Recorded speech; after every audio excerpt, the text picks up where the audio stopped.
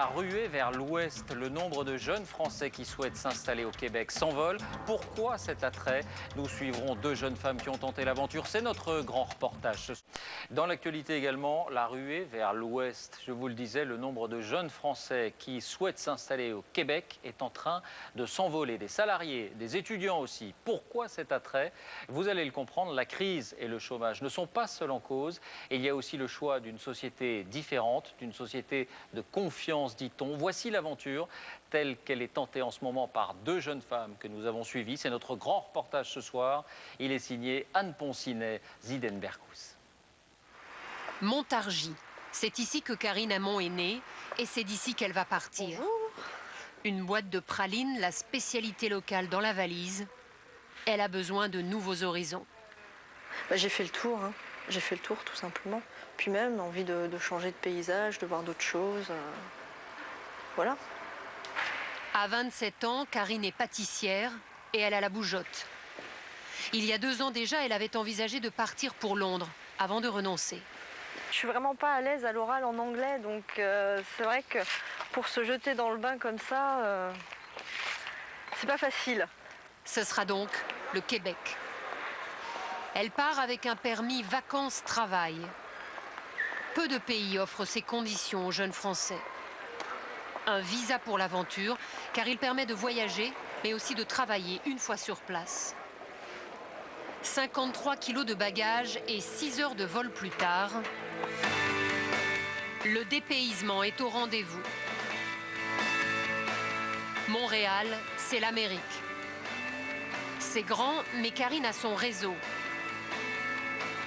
Des copains de France qui ont déjà fait le voyage et de jeunes Français contactés par Internet. Sa chambre est prête dans une colocation à 1 quart d'heure du centre-ville. Lui, c'est le colocataire suisse. Salut. Salut, Karine. Jean-Marie. Ça va? Il y a aussi une Québécoise, un Français, le tout dans un grand appartement façon auberge espagnole.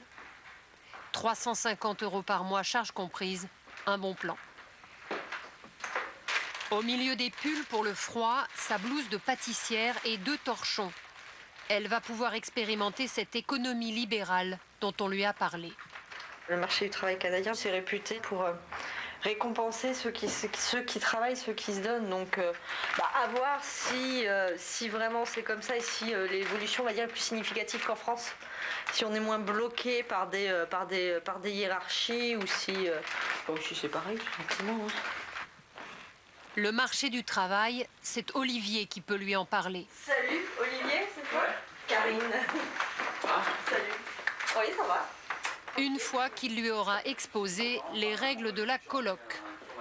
Bon, tu vois, il y a 3 bacs. Ouais. Ça, c'est pour la vaisselle. Ok. Le truc, c'est pas vaisselle dans ton bac et tu l'as fait quand t'as le temps, quoi. D'accord. Olivier est français, technicien dessinateur au Québec depuis 1 an. Il a facilement trouvé un emploi. Son conseil, se vendre à la québécoise. Quand tu vas aller dans les entretiens, faut vraiment te mettre en avant comme quoi, tu sais, tu peux bien dialoguer avec tes collègues, t'es quelqu'un d'agréable à vivre au travail, quoi. C'est vraiment important pour des bonnes conditions de travail. Pour eux, c'est super important. Là. Bienvenue. Bienvenue.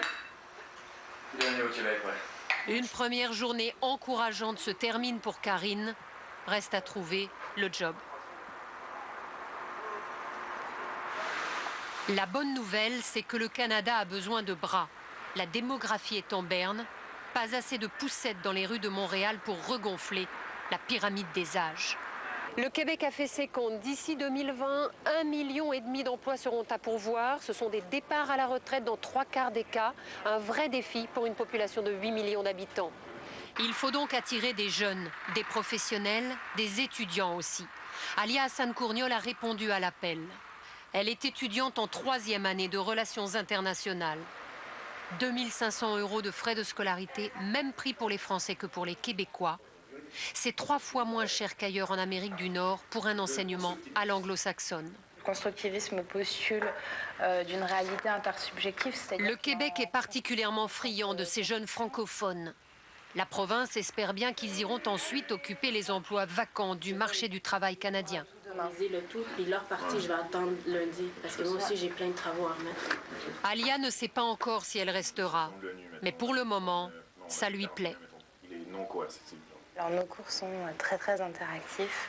On a des cours magistraux, mais à tout moment on peut interrompre pour poser une question, lancer un débat, parler avec les autres étudiants, carrément interjecter le prof si on n'est pas d'accord avec ce qu'il dit. Et les profs aiment ça. Résultat, c'est la ruée dans les universités de Montréal. Aujourd'hui, 10 000 jeunes Français étudient au Québec. C'est un chiffre qui, ces dernières années, augmente de 10% par an. Et au bout de 6 mois, ces étudiants, ils peuvent travailler à condition d'avoir une moyenne de 13 sur 20. Alia a trouvé un emploi dans cette banque. Ça paye ses études et son loyer. Elle est guichetière 20 heures par semaine, pas plus. C'est le maximum autorisé pour les étudiants. Ici, il n'y a pas besoin d'être plugué comme les Québécois disent. Ça veut dire quoi, plugué? Plugué, c'est-à-dire connaître des gens, être pistonné. Mon boulot, je l'ai eu en me présentant simplement à la banque, en faisant un CV bilingue, français-anglais. Et ça s'est fait en 10 minutes. 10 minutes plus tard, je suis rentrée, j'ai eu mon interview et je commençais. Donc, c'est le genre de choses qui n'arriveraient pas, certainement pas si j'étais à Paris. Karine, la pâtissière, va justement tenter l'expérience. Deuxième jour à Montréal, première recherche d'emploi. Elle a une adresse, le Petit Fourneau. Le patron a besoin de monde, paraît-il.